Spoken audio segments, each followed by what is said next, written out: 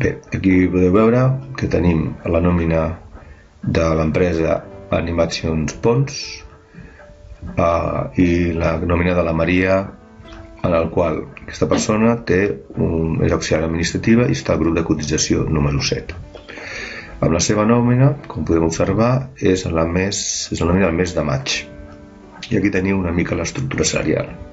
Podeu observar que el salari base són 720 euros, el complement de conveni és 30 euros i l'antiguitat, un trienni, 18 euros. I les hores extraordinàries, a veritat, 30 euros en concepte d'hores extraordinàries. Per altra banda, de prestacions salarials, hi ha l'ajuda familiar. Aquest concepte, com podeu veure, aquesta nòmina és l'any 2003 i és una mica obsoleta, i hi havia aquest complement que ha desaparegut amb els convenis, que seria una ajuda familiar de 2,5 euros. Un cop tenim tots aquests conceptes consignats degudament, el total, posaríem l'import, el seu import sumatori seria 850 euros, que apareixeria com a total veritat. Bé, ara aniríem, un cop tenim tot format, consignat la part de meritacions, hauríem d'anar a les bases de cotització. Les bases de cotització hi ha uns criteris establerts, en el qual primer, per calcular la base de contingències comunes, que són 891 euros, s'ha de fer dos càlculs. En un principi hem de calcular les remuneracions mensuals, que són aquells conceptes salarials de nòmina més les hores extraordinàries. És a dir, aquí teniu un petit càlcul al marge esquerre, on podeu veure que amb aquesta nòmina hem agafat tant el salari base, 720, com el conveni, 30 euros, així com l'antiguitat, 18 euros. I no hem tingut en compte les hores extraordinàries, per això apareix en un lateral amb aquesta creueta. Això serien els conceptes salarials, insisteixo. No inclouen les hores extraordinàries i tampoc els conceptes que nosaltres hàgim consignat com conceptes salarials. En aquest cas, l'ajuda familiar no consta en aquest càlcul. Continuem. Després d'haver calculat la remuneració mensual, haurem de calcular les pagues extraordinàries. A veure, aquest concepte del prorrateig s'ha d'entendre. És a dir, nosaltres tenim dret, com a mínim, a tenir dues pagues, gaudir de dues pagues a l'any. Aquestes pagues, evidentment, es paguen d'una manera puntual, el mes de juny i el mes de desembre. Ja sabeu que per l'empresari, la punta d'aquests mesos s'incrementen les remuneracions a pagar. Llavors, una mica per fer més laxa la situació d'haver pagat les pagues en el seu mes corresponent, les cotitzacions es permeten cotitzar de manera prorratejada mes a mes. És a dir, amb una nòmina com aquesta hauríem d'agafar les pagues i dividir-les per 12 mesos. Com es fa això? Primer hem d'agafar i mirar el conveni col·lectiu que considera que s'ha de cobrar en concepte de pagues. En aquest cas, segons el conveni, només tindrien dret al salari base, que serien 720 euros, més l'antiguitat, que serien 18 euros. Ni el complement de conveni col·lectiu ni la resta de complements formarien part de la paga. Per tant, agafaríem els 738 euros, que sumarien aquests dos conceptes, més multiplicaríem per dos pagues que tindria dret aquest treballador i dividiríem entre 12. I això farien els 123 euros, que és el prorrateig de la paga, que s'ha de fer mes a mes. Evidentment, quan s'efectua el pagament de juny, on queda inclosa la paga extraordinària, que quedaria consignada aquest apartat d'aquí, es continuaria prorratejant a 12 mesos, la qual cosa no s'hauria de cotitzar la paga en si, sinó que s'hauria fet anteriorment. Sumaríem els 768 euros de remuneracions, així com el prorrateig de pagues, i ens donaria la base de cotització 891 euros.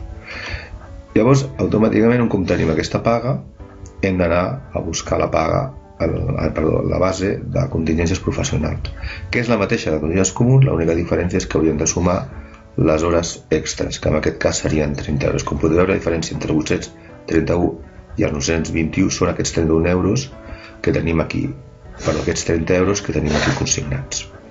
I el total de les bases de contingències professionals seria en aquest cas 921 euros. Tornaríem a consignar els 30 euros perquè aquí sí fa falta fer un incís. Les hores extraordinàries, quan es va parlar en el moment, però recordeu que vam dir que eren les hores no es volen motivar, estimular, sinó tot el contrari, que no es facin, perquè va en contra de l'ocupació efectiva. Una manera que té el legislador és paralitzades, amb el sentit de que si tu fas les extraordinàries i que queden consignades a la nòmina, formaran part de la base de contingències professionals i alhora s'hauran de cotitzar un altre cop, o sigui, es cotitzen 2 vegades, la qual cosa suposa un cost per l'empresari important. I per acabar, posarem la base d'IRPF, en aquest cas coincideix, que no són tots els casos, amb el total meritat. Un cop tenim aquestes bases consignades i establertes, les aplicarem amb la tercera part de la nòmina, que seria la part de deduccions. És a dir, primer haurem definit les meritacions, haurem calculat les bases i anirem a la meitat de la nòmina, a la qual agafarem i per criteri posarem la base de contingències comuns aquí, les professionals la posarem a la part d'atur i de part de formació professional, això és un criteri. Posarem les hores extraordinàries a la part. Les hores extraordinàries normals s'anomenen no estructurals, aquí, i posarem la base d'IRPF aquí sota, com podeu veure. Després aplicarem aquests tipus. Aquests tipus de cotització ben determinada per la normativa vigent. Hi ha algun canvi de tant en tant, però generalment són percentatges establerts. En el cas de contingents comuns, a un treballador li correspon cotitzar un 4,7%. En el cas de l'atur, és en aquest cas un 1,55, perquè aquesta persona té un contracte indefinit. Si tingués un contracte temporal seria l'1,60. I en el cas de formació professional li tocaria cotitzar un 0,10. En tema de les hores, com que són les estructurals, serien el 4,7, i si fossin no estructurals de força major seria un 2%. En aquest cas són no estructurals. Agafaríem, aplicaríem el percentatge determinat, aplicaríem el percentatge, aquí teniu els imports, se sumarien tots, aquesta part d'aquí, i també faríem la base d'IRPF, li sumaríem en aquest cas el 12%, que li correspondria per la situació familiar i patrimonial d'aquest treballador, i aquests dos conceptes de deducció se sumarien tots a la part aquesta aquí que apareix en vermell, i aquests 154 en 54 els dividiríem dels 800 en 50 i sortiria un líquid total de 645 euros a 96, que és el que nosaltres cobraríem a final de mes en el cas d'aquest treballador.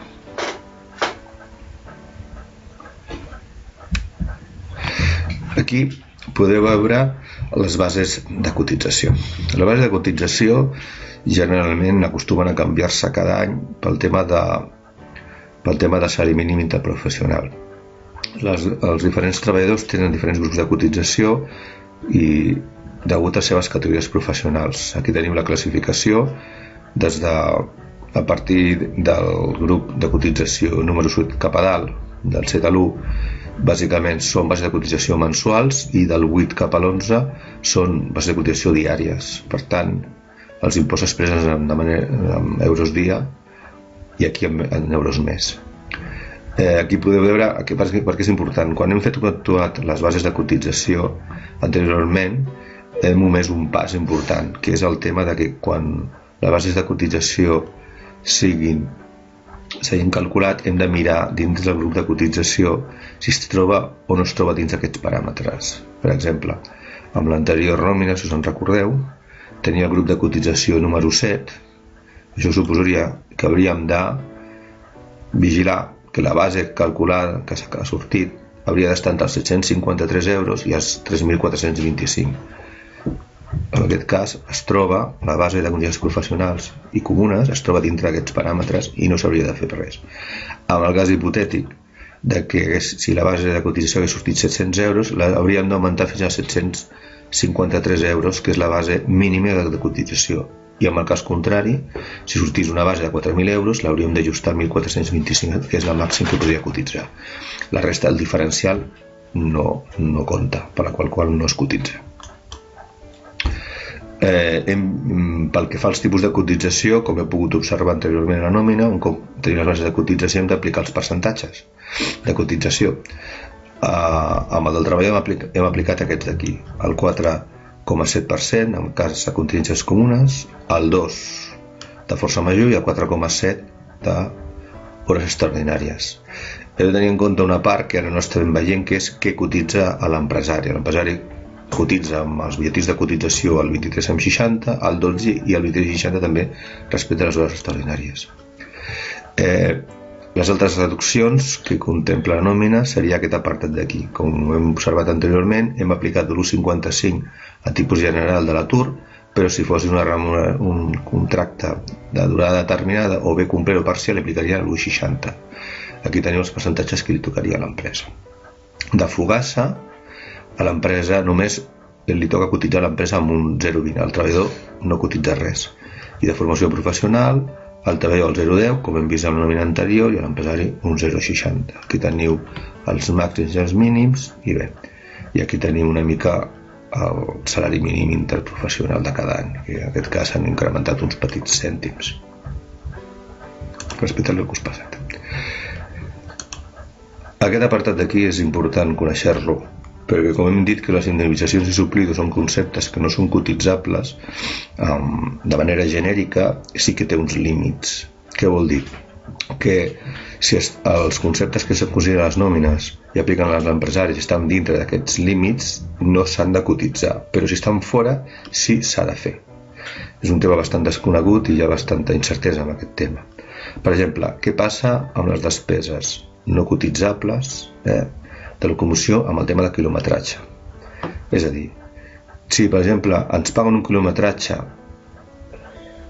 com a màxim de 0,19, hem de tenir en compte, i les despeses de peatge tenim els justificants pertinents i els d'apartament, tots aquests conceptes no es cotitzarien, serien conceptes no salarials i no cotitzarien si s'utilitza vehicle propi, evidentment.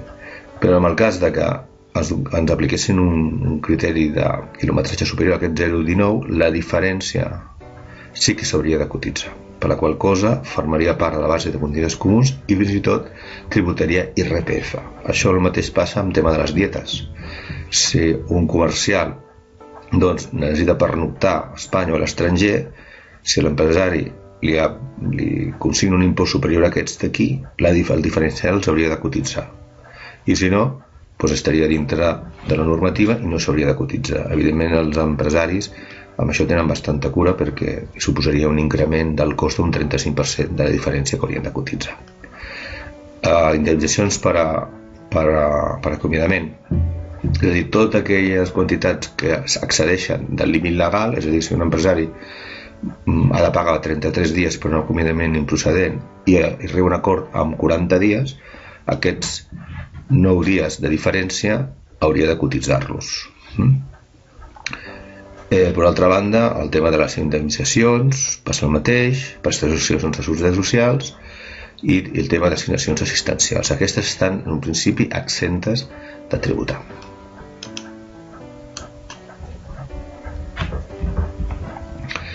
Efectes de retencions. Què s'ha d'aplicar a retencions?